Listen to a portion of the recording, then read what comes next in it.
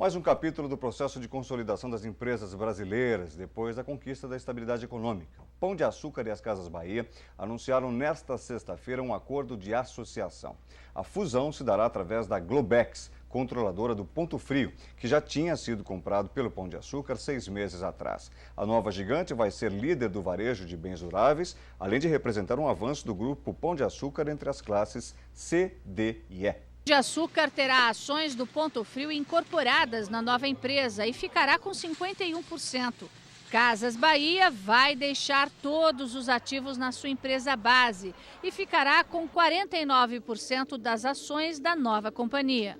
Depois da fusão, o Grupo Pão de Açúcar passa a ser a quarta maior empresa de capital aberto do país, segundo a Economática, com um faturamento de cerca de 40 bilhões de reais ao ano e mais de 137 mil funcionários. A rede se torna a maior revendedora de eletrônicos e bens duráveis do país. A operação ainda precisa ser aprovada pelos acionistas, mas isso não deverá ser um problema para os projetos de expansão do grupo. E essa notícia da fusão foi comemorada no mercado financeiro nacional. O Ibovespa chegou a operar acima dos 69 mil pontos, mas não resistiu aos dilemas da economia americana que já vimos. Com a reação da situação do emprego nos Estados Unidos, os investidores se perguntam se não estariam diante de uma eventual antecipação até de uma alta de juros por lá. Eliana Marques. A demanda por ações da Globex fez o preço do papel disparar 21% logo na abertura do pregão e a valorização ultrapassou os 30% ao longo do dia. As ações do Pão de Açúcar também registraram fortes ganhos e foi assim durante todo o tempo. No encerramento dos negócios, Globex On, papéis que dão direito a voto em decisões da empresa tomadas em assembleia, avançou 28,36%. Pão de Açúcar PNA, ações que têm preferência no recebimento de lucros e dividendos, liderou a alta no índice Bovespa, mais 9,73%. Bem antes do anúncio da operação entre as duas empresas, os papéis da Globex já apresentavam um comportamento fora do comum. Ontem, a valorização foi de 35%. Hoje, a Comissão de Valores Mobiliários informou em nota que acompanha e analisa as notícias e informações relativas às companhias abertas, adota medidas devidas quando necessário e examina os negócios com ações de empresas de capital aberto antes da divulgação de fatos relevantes ao mercado. E antes de operarem juntas, a associação entre Pão de Açúcar e Casas Bahia também vai ser submetida à aprovação do CAD, Conselho Administrativo de Defesa Econômica, para evitar a formação de oligopólios com poder de mercado. A euforia provocada pela notícia no setor corporativo não foi suficiente para garantir a alta da Bolsa de Valores. O índice Bovespa caiu 1,04% para 67.604 pontos, com 7 bilhões 358 milhões de reais negociados. O dólar também teve um dia de forte oscilação. Na mínima valia R$ 1,703. Na máxima, R$ 1,732. No fechamento, recuperou parte das últimas quedas, ao subir 0,94% para R$ 1,725.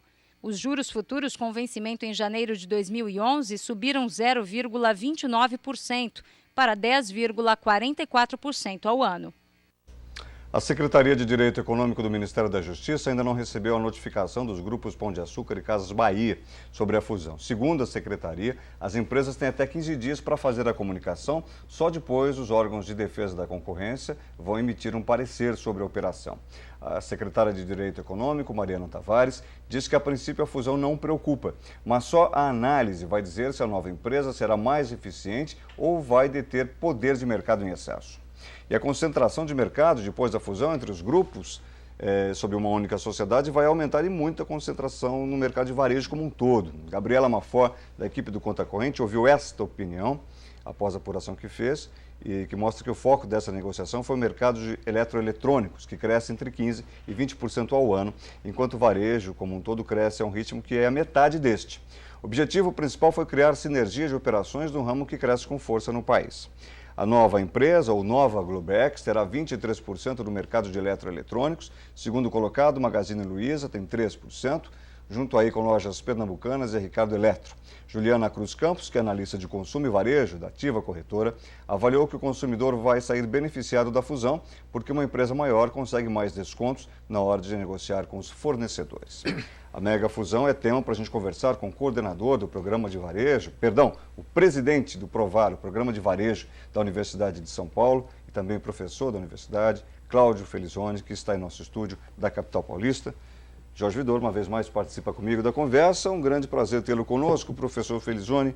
O senhor vê com que olhos esta fusão? O consumidor pode ou não sair prejudicado diante desse número cada vez menor de grupos no mesmo ramal da nossa economia? Bem, esta fusão nós podemos olhar sobre 3 perspectivas. Obviamente, consumidor, a indústria e também, evidentemente, os concorrentes. No que diz respeito aos consumidores, em princípio, todo o processo de concentração, ele possibilita um aumento ou pode criar a oportunidade para um aumento de preços. Entretanto, é bom lembrar que os produtos comercializados pelas 2 redes e agora uma, né, são basicamente produtos homogêneos, produtos que nós poderíamos dizer commodities. E as commodities são determinados, seus preços são determinados pela dinâmica do mercado.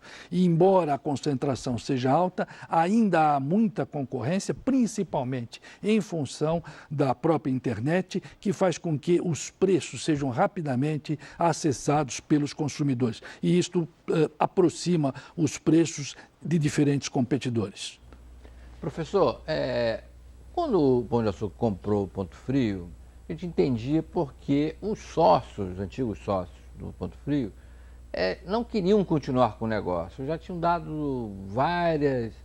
mostrado várias vezes que talvez fosse melhor para eles transferir esse negócio para frente. Mas no caso da Casas Bahia, eles sempre foram muito agressivos no mercado, eles sempre disputaram, eles sempre quiseram até crescer pelo Brasil. O que o senhor acha que de fato motivou essa união? Olha, é interessante observar o seguinte, esta fusão, nitidamente, ela mostra uma sinergia, uma complementaridade muito grande das 2 operações. Quer dizer, a Companhia Brasileira de Distribuição é muito forte na venda de produtos como de bens de consumo corrente, como produtos como alimentos, higiene e limpeza. E as Casas Bahia na área de duráveis e semiduráveis. Creio eu que esta mudança de posicionamento, de interesse das Casas Bahia em tentar, evidentemente, fazer este acordo e participar dessa atividade agora em conjunto, deve-se às características recentes de mudança do mercado, queda da taxa de juros. Nós sabemos que as Casas Bahia, grande parte do seu negócio na verdade, o financiamento das operações, das vendas, e também essas questões associadas à própria queda do financiamento que tem sido observado nas Casas Bahia por intermédio dos seus carnês, do seu crediário. Creio que estas mudanças mais recentes, associadas também à própria desregulamentação na área de cartões de crédito, devem ter suscitado que esta fusão, que tem uma sinergia muito grande, fosse feita mais rapidamente. Agora, professor, a gente também percebe que, embora os outros concorrentes tenham uma fatia de mercado ainda pequena em relação a essa nova empresa, eles vinham crescendo muito e também estavam repetindo um pouco a trajetória da Casas Bahia. Será que também não foi uma forma de evitar com que esses outros concorrentes cresçam? Não há dúvida, quer dizer, a ocupação desse espaço econômico, né, sem dúvida nenhuma, foi evidentemente uma estratégia de ampliar a participação de mercado. É importante salientar o seguinte, numa atividade qualquer, nós temos o lucro determinado pela margem multiplicado pelo giro. Né? O que acontece é que num ambiente extremamente competitivo, como nós temos temos hoje, é muito difícil você alterar a margem, ampliar a margem. É por essa razão que eu não acredito que haja aumentos de preço. Dificilmente este poder associado à concentração será repassado por aumentos de margem. Então, o que é necessário para que aumente o volume de lucros? Aumentar o giro. Aumentar o giro significa aumentar a participação de mercado. Então, me parece que esta é a direção. Por outro lado, eu também não acredito que esta fusão, que vai certamente levar a ganhos de eficiência, deva levar a reduções de preço que eventualmente sejam repassadas ao consumidor. As margens são bastante estreitas e deverão ser ampliadas com estes ganhos de eficiência. Muito bem, estamos encerrando essa edição em companhia do professor Cláudio Felicione, da Universidade de São Paulo. Um tema, uma palavra. Nesse momento em que nós temos a Copa do Mundo, acho interessante observar o seguinte: a competitividade no esporte, ela nos faz pensar sobre a competitividade das empresas. Os times estão muito mais próximos uns dos outros e as empresas, muito mais difícil a competição em todos os mercados. É isso que nós estamos assistindo. Obrigado por estar com a gente, professor. Até uma próxima vez. Obrigado, Jorge Vidor. Obrigado a você que está sempre com a gente. Um ótimo final de semana. Até segunda, se Deus quiser. Boa noite e bom fim de semana.